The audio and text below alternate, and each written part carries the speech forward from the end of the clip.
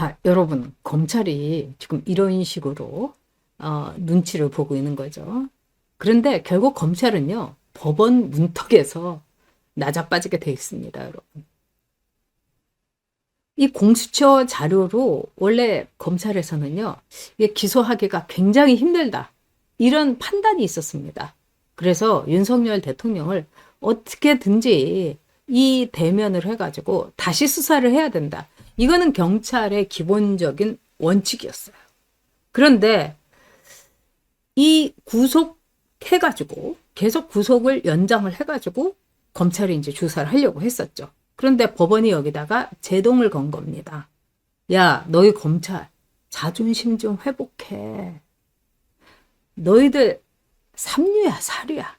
아주 공수처 같이 그 하류인, 류에도 들어가지 못하는 애들 그거 받아갖고 너희 쓰레기통 되겠다는 거야? 너 쓰레기통이잖아. 공수처에서 불법으로 조사한 거. 그거 받아가지고 하려면은. 이러면서 법원이 딱 안 된다고 노를 하니까 검찰이 뒤집어진 겁니다. 그러면 이 공수처 거를 그대로 받아가지고 지금 기소를 한 거예요. 검찰이. 그러면서 오늘 대검에서 뭐라고 했느냐. 자신 있다고.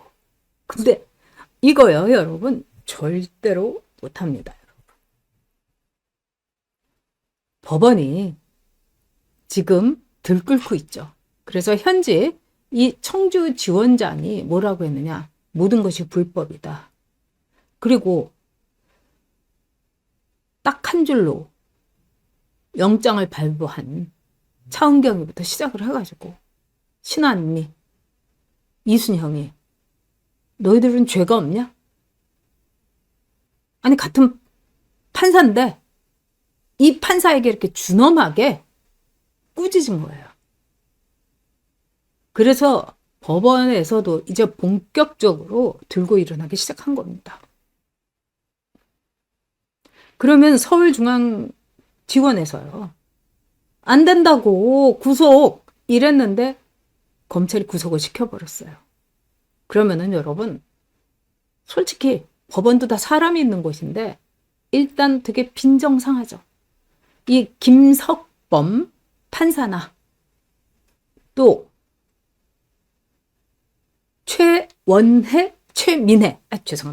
최민혜 판사나 아주 모욕을 당했다고 생각할 겁니다.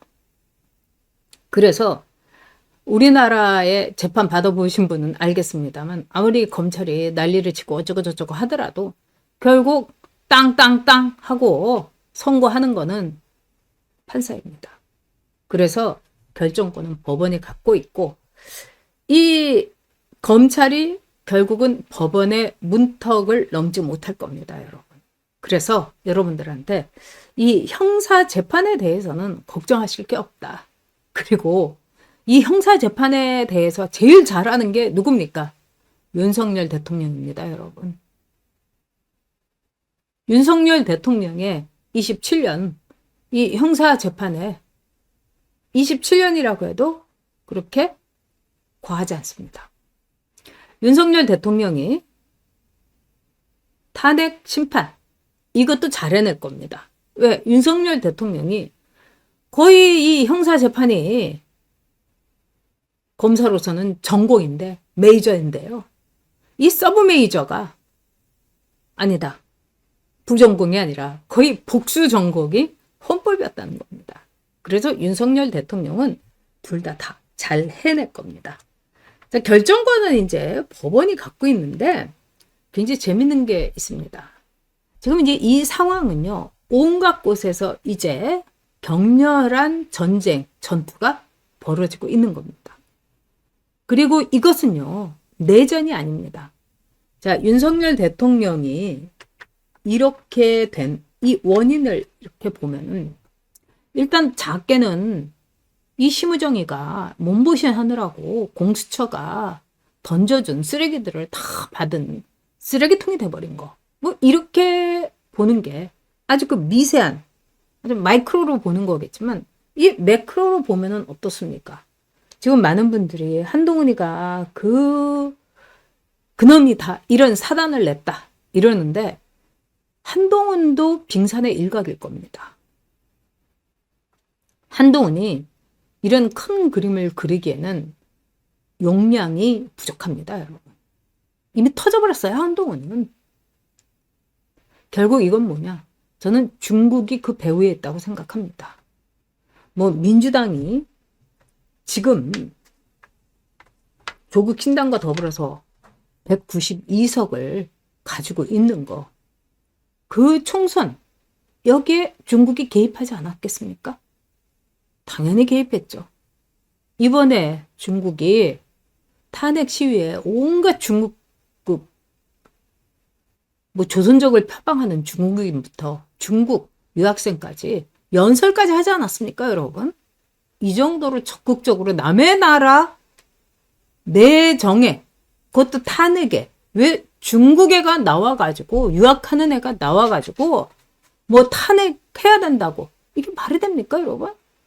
다른 나라 같으면은요, 돌 맞을 일이고, 왜 JK 김동욱을 조사를 합니까, 검찰이? 그 전농 트랙터 시위에서 연설을 한 그 중국 여자애, 그 유학생이라고 하는 그 여자애를 조사해야 되지 않습니까? 걔야말로 확고한 내정 간섭인데요. 그리고 이 사안에 대해서 왜 검찰은 중국의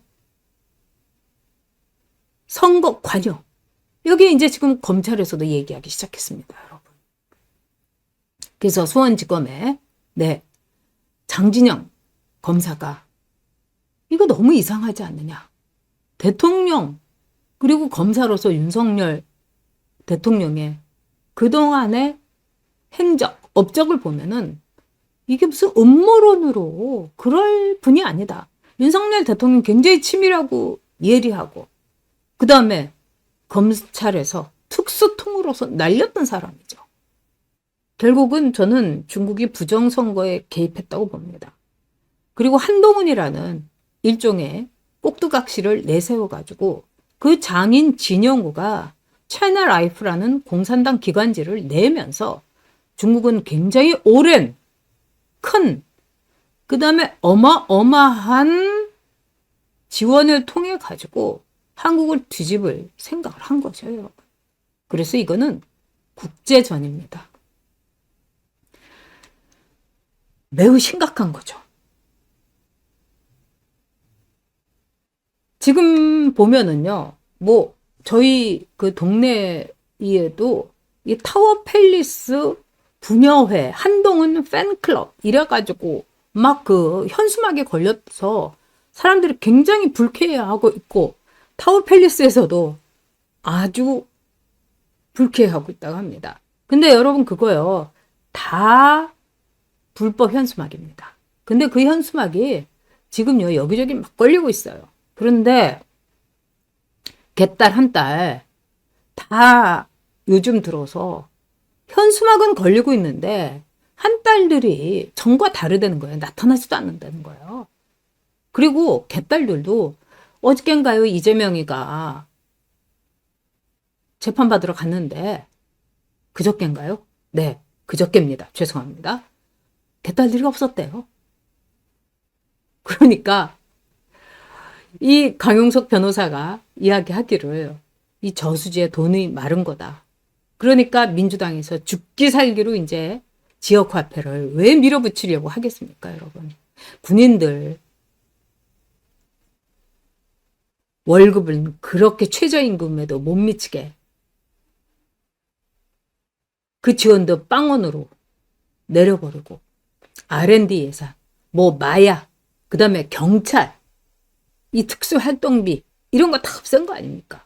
여러분 범죄 도시 같은 데서 마동석이 같이 이렇게 마약, 그 다음에 조폭 이런 거 잡는 그런 거 이제 못하게 한 거예요. 예산을 빵원으로 만들어 버렸으니까요. 근데 이 모든 것들, 여러분 마약 이것도요 심상치 않습니다. 이번에 트럼프 쪽에서 중국에 대해서 제일 부르르 떠는 게 바로 펜타닐이라는 마약입니다. 너무나 싸고 너무나 손에 넣기 쉽게 해가지고 미국인들을 다 좀비로 만든 거 아닙니까, 여러분? 근데 그게 중국에서 대량으로 제조돼가지고 뭐 남미라든가 몇몇 나라를 거쳐가지고 미국으로 들어오는 거 아닙니까? 그래서 지금요, 미국과 중국의 전쟁이고 그 전쟁이 이미 시작됐습니다. 그리고 중국은 그 전쟁에서 이기기 위해서 대한민국을 먹어야 되겠다고 전에부터 생각한 거죠. 사실 중국은 이미 아주 소액으로 북한 정권을 매수해 갖고 있기 때문에 북한은 내 말을 들을 수밖에 없다. 이렇게 생각을 합니다. 여러분 아시다시피요. 참 미국과 이 중국에 굉장히 큰 차이가 있습니다. 미국은 우리나라가 건국을 할 때 이승만을 선택을 했습니다. 김구가 아니라 이승만을 선택을 했어요. 그 이유는 뭐냐? 이승만이 갖고 있는 지력, 지성, 즉 우수한 사람을 지도자로 선택하는 게 미국의 전통이었습니다. 프린스턴에서 박사학위를 갖고 있고, 그 다음에 여러분들이 건국전쟁에서 보셨겠지만은 그 수십 년 동안 그 하와이의 이 섬이란 섬도 미국의 온갖 군데 다니면서 독립을 호소했던 애국지사 이승만을 선택한 거예요. 사실 김구는 뭐 학력이라든가 뭐 여러 가지로 볼 때 이승만하고 비견이 안 됐죠. 그리고 김구 자신도 그걸 알고 있었어요. 그래서 김구도 이승만이 대통령이 돼야 된다. 이런 말도 한 적이 있습니다. 근데 소련은 어떻게 했는가? 그 당시에 스탈린은요, 한국에는 이제 4개의 이 공산주의 조직이 있었어요. 박현영의 남노당, 그 다음에 연안파, 뭐 이렇게 있었는데 그 중에 88여단이라는 게 뭐였냐? 제쓰레기 같은, 말하자면 찌끄러기 이 공산당이라고 말하기도 뭐한 그 찌끄러기들이 있었어요. 아주 그 핫발 조직들. 거기에서 왔다리 갔다리 했던 게 김일성이었습니다, 여러분. 그래서 스탈린이 김일성을 이렇게 만나본 거예요. 그래서 스탈린의 이 기록에도 나옵니다. 일단 스탈린은 놀란 거예요. 어떻게 이렇게 공산주의 이론에 대해서 무식할 수 있을까? 러시아 말도 못하고. 그러니까 지성이나 이 머리, 뭐 인텔리전스 이런 게 그냥 빵점이었던 거예요. 근데 스탈린은 속으로 음흉한 미소를 지었던 거죠. 얘는 내가 다루기 쉽겠구나. 박헌영하고는 다르구나. 그래서 꼭두각시로 김일성을 내세운 거죠. 그리고 김일성이, 여러분이 이제 사람들이 김일성 장군이라고 해가지고 굉장히 연로한 분이라고 독립투쟁을 했던, 근데 김일성이 딱 나타났을 때 그때 김일성이 30도 안 됐을 때죠. 그러니까 완전히 볼때기 살도 안 빠졌을 때니까 사람들이 가짜다 이렇게도 생각했지만, 김일성이 그날 이제 이 훈장을 달고 나왔는데, 이 훈장이라는 게 사람들로 하여금 저거 무슨 항일운동에서 받은 훈장이 아니라 저거 그냥 마구 나눠주는 찌라시 같은 그 훈장, 그거를 달고 나온 거예요. 그러니까 사람들이 뭐야, 저거 우리 집 옆집에 있는 갑돌이도 달고 다니던 거 아니야? 응? 영춘이도 달고 다니던 거 아니야? 제인이도 달고 다니는 거 아니야? 무연이도 달고 다니는 거 아니야? 이렇게 생각한 그런 아주 그냥 뿌려진 그런 훈장을 달고서 아주 자랑스럽게 나온 거예요. 그래가지고 그 다음부터 김일성의 사진에서 그 훈장은 이렇게 모자이크 이렇게 지워져 갖고 나옵니다, 여러분. 그런 차이가 있어요. 그래서 중국은 김정은에 대해서 그렇게 걱정하지 않습니다. 그리고 얼마 전에도 뭐 김정은이가 죽었다 뭐 이런 얘기가 있는데, 뭐 아직 살아있는 것 같긴 합니다만, 이 김정은에 대해서 중국은 너무나 정통성이 없다. 김정일이는 그 정통성을 없다는 걸 알고 거의 나타나질 않았었죠. 근데 김정은이는 김일성이를 그대로 흉내낸 외모와 뭐 목소리와 뭐 스타일을 가지고 나타나는 거죠. 그러니까 중국은 쟤 또라이지? 이렇게 생각을 한다는 겁니다. 그래서 중국은 직접 대한민국을 먹으려고 한 겁니다. 그래서 우리나라 대학에 있는 공자 학원은 중국의 문화를 숭상하는 그런 도구가 되고 있고, 미친 듯이 몰려오는 중국 유학생들, 그리고 조선족이라고 내세우면서 뼛속 깊이 공산주의 사상에 물든 이 조선족들, 중국인들, 중국인이죠, 여러분. 그리고 오늘 이제 의료보험도 여러분 아셨겠습니다만, 여러분은 의료보험료 정말 많다고 부담스럽지 않으십니까? 저도 부담스럽습니다. 제가 물론 암 환자라서 저는 이 암 환자로서 이제 굉장히 많은 이 의료 할인을 받기 때문에 그냥 찍소리도 못하고 냅니다만, 사실은 이거를 제가 내기도 굉장히 부담스러워요, 여러분. 이 지역 의보라는 게. 근데 중국에서 지금요, 72만여 명이 우리나라 의료보험에 적자를 완전히 초토화시키고 적자를 만들고 있다는 거 아닙니까? 그리고 6개월 미만의 사람들이 의료보험료를 여러분 한 푼도 안 내면서 우리나라에 와가지고 온갖 검사에 온갖 치료에 약을 또 한 보따리씩 받아가지고 간다는 거 아닙니까? 이 모든 것들, 이 중국이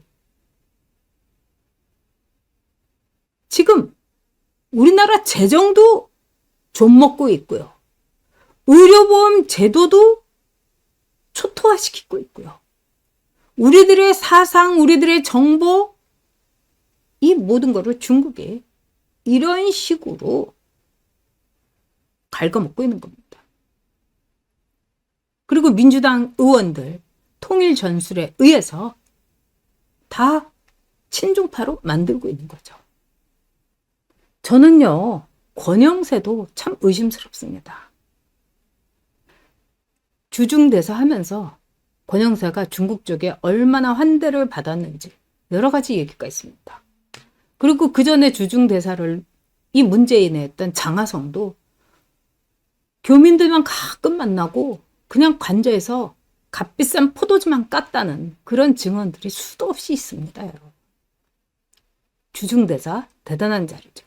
그리고 중국은요, 저도 중국에 정말 국회의원 신분으로 뭐 여러 차례 갔습니다만 아주 사람을 까무러치게 합니다, 여러분.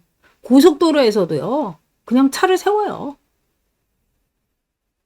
전체주의 국가, 공산당 독재니까. 그러면서 그냥 에스코트 쫙 해줍니다. 한동훈이의 장인 진형구가 차이나 라이프의 발행인이 된 거. 이거 공산당 기간제의 영문판이죠. 중국 공산당에. 그러니까는 한동훈이 장인도 중국 공산당이라고 할 수가 있는 겁니다. 아니면 차이나 라이프를 왜 발행합니까? 공산당 기관지를? 영문판을요? 근데 중국 공산당이 캐나다, 또 미국, 호주, 뉴질랜드, 이런 쪽에, 뭐 영국도 그렇고요. 특히 이 호주와 뉴질랜드는, 캐나다는 중국 애들이 많이 가 있잖아요. 그러니까 걔네들의 이제 국뽕과 애국심 뭐 이런 걸 중화 사상을 고취하면서 중국을 위해서 복무하라. 모택동이 인민에게 복무하라. 이게 모택동의 이제 표였죠. 그런 것처럼 얘네들의 수법이 뭐냐? 그 사람들을 통해 가지고 야금야금 주변에 사람들을 친중 인사로 포섭을 하는 겁니다. 이 포섭을 하는 그 수단이 뭐냐? 첫째는 중국으로 초대를 해요. 그래서 엄청나게 비즈니스 클래스에다가 뭐 초호화 호텔에다가 뭐 기가 막힌 음식 또 선물도 안겨요. 그 다음에 이제 돌아오죠. 그런 다음에 이 진영구한테 차이나 라이프라는 이 공산당 기간지에 이 발행인을 맡겨갖고 아마 진영구가 받은 보수가 어마어마할 겁니다. 마찬가지로 뭐 이런 거 하는 거죠. 뉴질랜드, 중국, 뭐 통상협회 여기 회장을 맡아주십시오. 이러면서 어마어마한 월급을 주는 거예요. 그 다음에 가족여행 막 보너스로 비행기 끊어주고 그리고 파리에 이렇게 가서 명품 샵에서 선물도 중국에 외교관이 나와서 앵기고 이러면서 완전히 이제 만들어버리는 거죠. 친중파로. 이런 이제 중국의 의도가 대한민국의 국회의원들도 저는 엄청나게 친중 스파이로 만들었다고 생각을 합니다. 그래서 지금 윤석열 대통령이 참전한 이 건국 전쟁은 어떻게 보면은 대한민국의 제2의 독립전쟁이라고 할 수 있습니다. 이번에 이제 트럼프가 이런 말을 했죠. 1월 20일 취임하면서 2025년 1월 20일 미국은 해방됐다. 미국은 해방됐다. 오늘이 미국의 해방되는 날이다. 이건 이제 독립된 날이다. 이렇게 볼 수 있는 거죠, 여러분. 트럼프도 이렇게 말할 정도입니다. 그러면 대한민국은 더 말할 필요도 없는 겁니다, 여러분. 이제 우리의 싸움이 진짜 전쟁이 시작된 겁니다. 국제전입니다. 네, 우리 양병님께서 네, 또 성원해 주셨습니다. 다들 감사드립니다. 그리고 네, 현대 흰머리 소녀님, 아유 어떻습니까? 저기 대상포진 걸리셨는데 우리가 이런데 우리 대통령께서는 얼마나 힘드실까요? 김 여사님께서는 또 얼마나 힘드실지 마음이 아파 아무것도 못하고 있다가 단계 한 바글에 댓글 수십 개 달며 열폭하고 있어요. 화이팅! 그래도 우리는 희망을 그리며 힘을 내야겠다는 생각입니다. 오, 물론이죠. 그리고 이제 여러분도 뭐 아시겠지만 우리가 이깁니다. 윤석열 대통령이 이깁니다, 여러분.